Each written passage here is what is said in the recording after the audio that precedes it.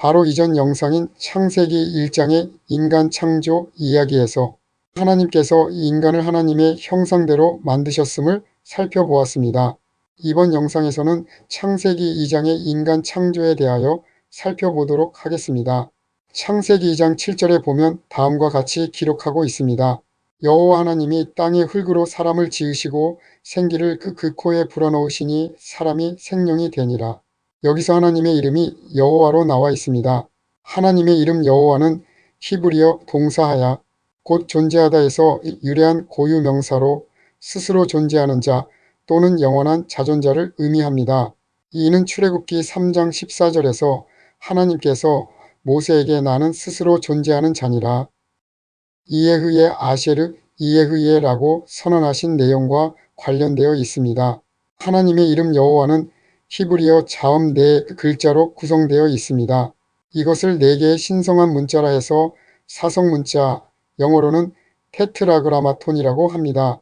이에 대한 정확한 발음은 유실되었다고 합니다. 그래서 중세 마소라 학자들이 아도나이의 모음 아, 오, 아를 사성 문자에 결합하여 여호와라는 이름으로 음역했습니다. 현대 구약학계에선 야훼 또는 야훼로 발음하는 것이 일반적입니다. 유대인들은 경외심으로 이 이름을 직접 발음하지 않고 테트라그라마톤인 신성한 사성 문자로 된 하나님의 이름이 나오면 아도나이로 대체해서 발음했다고 합니다. 이전 영상에서 창세기 1장에서 하나님의 이름이 엘로힘으로 나왔다고 하였지요. 엘로힘은 하나님의 전능하심과 장엄하신 창조주 하나님으로 삼위일체적인 의미를 갖고 있다면 여호와는 언약과 구원의 하나님으로서 이스라엘 백성과의 인격적인 친밀한 관계를 강조하는 이름입니다. 두 이름은 각각 다른 맥락에서 하나님의 다양한 속성을 드러냅니다. 창세기 1장에서는 인간의 창조 목적에 대해서 말씀하고 있다면 2장에서는 인간의 창조 방법과 인간을 만든 재료에 대해서 말씀하고 있습니다. 우리는 인간이 아주 특별하게 창조되었음을 볼 수가 있습니다. 하나님은 사람을 흙으로 만드신 후에 그 코에 생기를 불어넣으셨다고 합니다. 여기서 흙으로의 히브리어 표현은 아파르 민 하아다마입니다. 영어 성경 버전에서는 더 더스트 오브 더 그라운드로 되어 있습니다. 이는 땅의 티끌, 땅의 먼지라는 뜻입니다. 인간을 만든 재료가 땅의 먼지라는 것입니다. 이것은 하나님이 부여하신 생명이 없다면 인간은 단지 먼지에 불과하다는 것입니다. 이 표현에서 이미 인간의 타락과 죽음을 내다보고 있음을 알 수 있습니다. 그래서 창세기 2장의 인간 창조 이후에 인간의 죄악상이 바로 3장과 4장으로 이어지고 있는 것입니다. 또한 인간이 땅의 먼지로 지어졌다는 것은 땅에 있는 모든 것은 다 먼지와 같이 허무하다는 것을 말하고 있는 것이지요. 인간을 히브리어로 아담이라고 합니다. 이 아담은 대표 명사로 인류라는 뜻도 있습니다. 히브리어로 흙을 아다마라고 합니다. 이 두 단어 사이에 언어의 유비가 있음을 알 수 있지요. 인간인 아담이 흙인 아다마로부터 왔다는 것이지요. 거꾸로 말하면 흙인 아다마가 인간인 아담이 되었다는 것입니다. 히브리어만 갖고 있는 기묘한 언어의 유비를 볼 수 있는 것이지요. 다시 말하면 인간은 흙으로 되어 있고 흙이 인간이 되었다는 뜻이지요. 이것은 인간의 연약함과 비천함을 말하고 있는 것입니다. 그런데 창세기 1장 24절에 보면 하나님이 동물을 지으시는 내용이 나옵니다. 땅은 생물을 그 종류대로 내되 육축과 기는 것과 땅의 짐승을 종류대로 내라 라고 말입니다. 하나님께서 동물을 만드신 재료는 땅입니다. 히브리어로 땅을 에레츠라고 하고 영어로는 어스입니다. 인간이 아파를 곧 먼지로 지음받은 것과는 달리 동물은 땅 자체의 생명력을 통해 창조되었다는 것입니다. 하나님께서 동물을 땅의 생명력으로 종류별로 창조하셨음을 말하고 있는 것이지요. 이는 진화론적 기원을 명백히 배제하고 있는 것입니다. 우리는 부활할 때 모두 다시 새 몸을 입게 됩니다. 고린도전서 15장 47절을 보면 첫사람은 땅에서 났으니 흙에 속한 자이거니와 둘째 사람은 하늘에서 나셨느니라. 예수님과 우리의 차이점은 우리는 흙에서 왔고 예수님은 하늘에서 왔다는 것입니다. 인간은 흙으로 만들어져서 다시 흙으로 돌아가는 존재지만 하늘에서 오신 예수 그리스도를 믿으면 부활의 몸으로 다시 사는 역사가 있다는 것입니다. 그러므로 흙에서 나서 흙 가운데 사는 인간이 구원을 받아 영원한 부활의 생명을 얻으려면 하늘로부터 오신 주 예수 그리스도를 믿어야 하는 것입니다. 하나님께서 사람을 지으시고 라고 말하고 있습니다. 여기서 지으시고의 동사가 히브리어로 야차르입니다. 이는 토기장이가 토기를 빚어 토기를 만들 때 사용하는 단어입니다. 토기장이가 진흙을 다루어 그릇을 빚듯이 하나님께서 인간을 빚어서 만드셨다는 것입니다. 혹자는 하나님께서 먼지로 인간을 만드셨는데 토기장이가 왜 나오냐고 말하겠지만 히브리어 동사 야차르로 인하여 하나님께서 땅의 먼지인 흙을 빚어서 인간을 만들었음을 말할 수도 있는 것이지요. 수많은 먼지가 뭉쳐져 촉촉한 물을 넣으면 흙이 되고 그 흙을 말려서 부수면 먼지 가루가 되는 것입니다.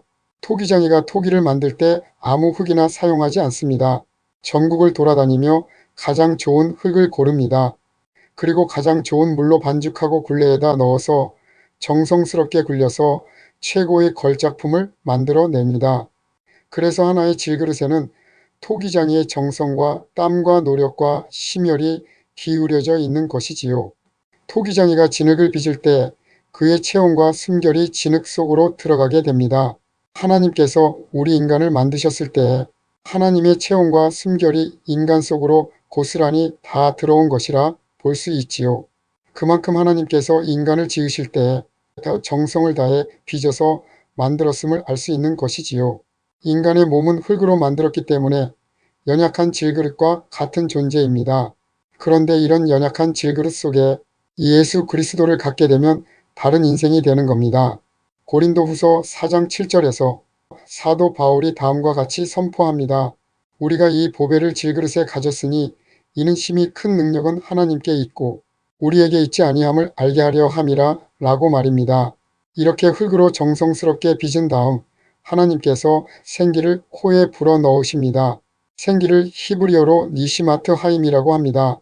먼저 니시마트라는 단어는 호흡을 의미하는 네샤마에서 유래되었으며 하임은 생명을 뜻하는 복수형 명사입니다. 이는 숨을 쉬는 행위나 생명을 상징합니다.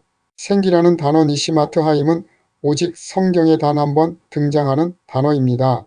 그래서 두 단어가 결합된 니시마트 하임은 문자적으로 생명의 호흡으로 해석되며 인간에게 부여된 신적 생명력을 상징한다고 볼 수 있습니다.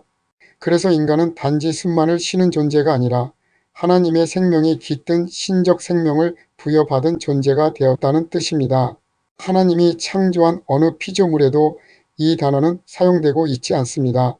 이것은 인간만이 창조주와 아주 독특한 관계를 맺고 있다는 것일 뿐만 아니라 아주 특별한 위치에 있음을 말하는 것이지요. 이것이 인간에게는 큰 영광입니다. 이 니시마트 하임이 먼지와 관련이 상당히 있어 보입니다. 즉 하나님이 인간에게 부여한 생기가 없으면 인간은 단지 먼지 일뿐이라는 것입니다. 여기에 나오는 먼지가 출애굽기에 나옵니다. 출애굽기 8장에 보면 하나님께서 애굽에 내린 10가지 재앙 중에서 세 번째 재앙인 이 재앙을 내리십니다.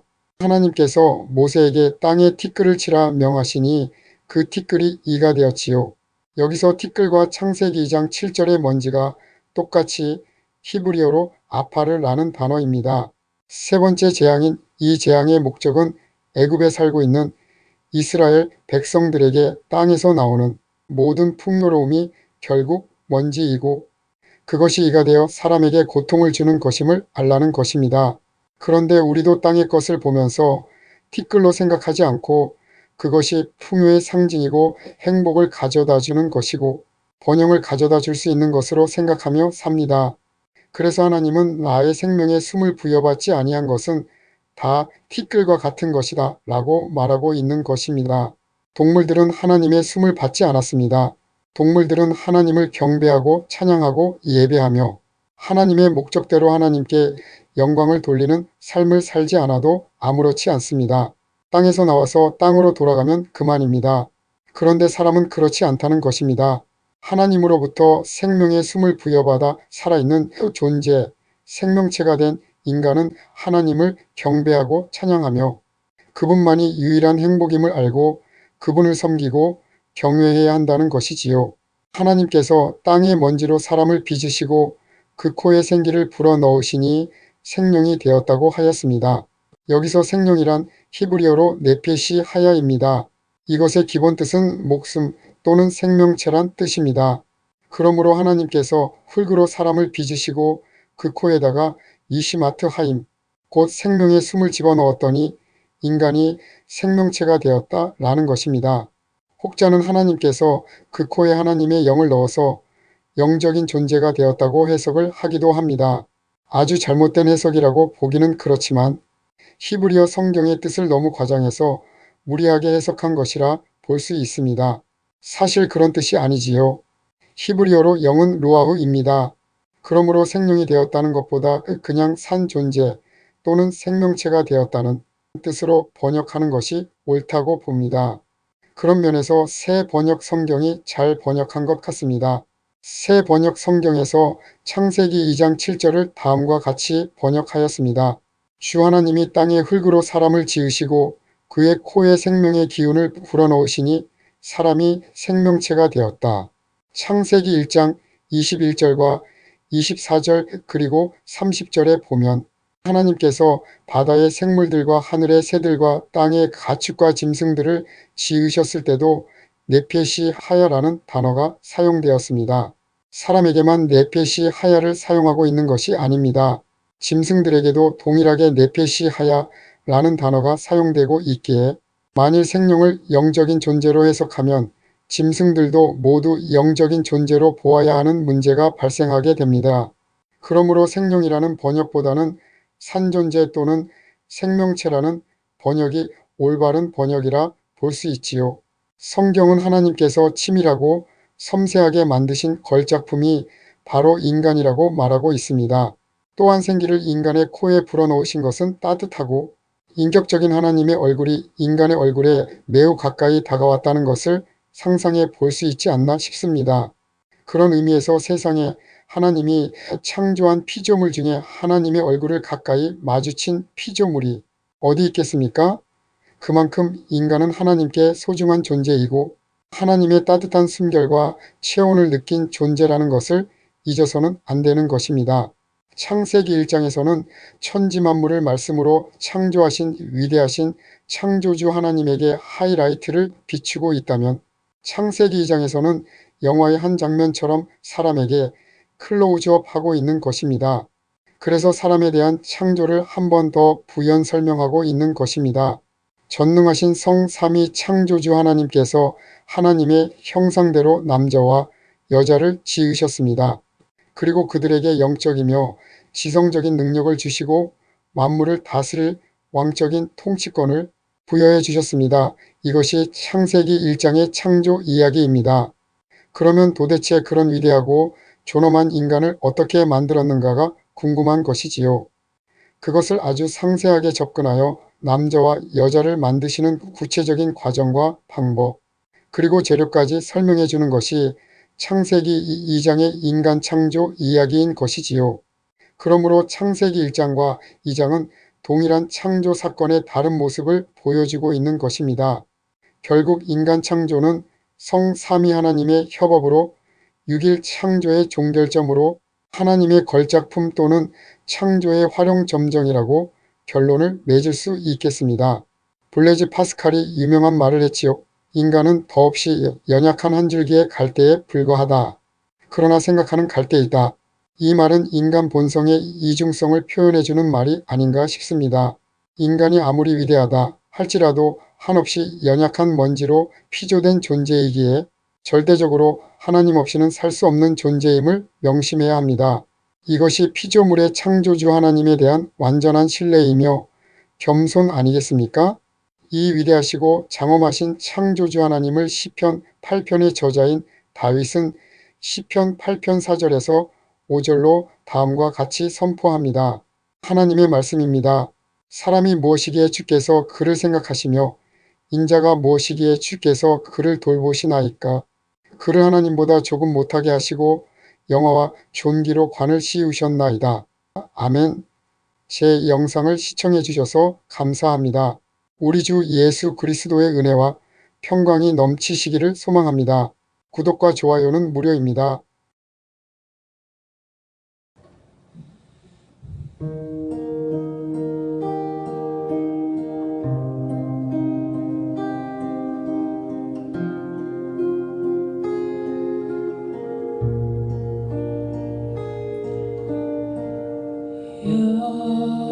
여호와 우리 주여 주의 이름이 온 땅에 어찌 그리 아름다운지요. 어찌 그리 아름다운지요.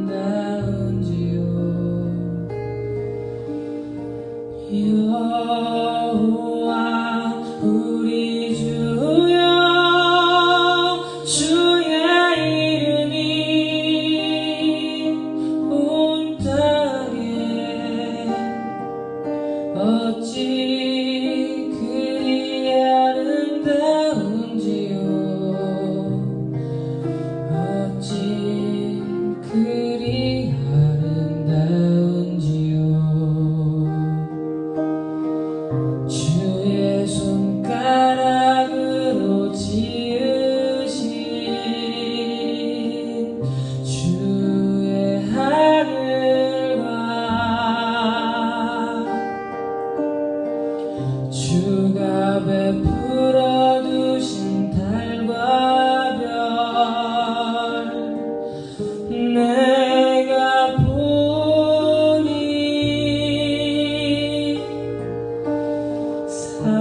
사람이 무엇이건대 주께서 저를 생각하시며 인자가 무엇이건대 저를 권고하시나이까.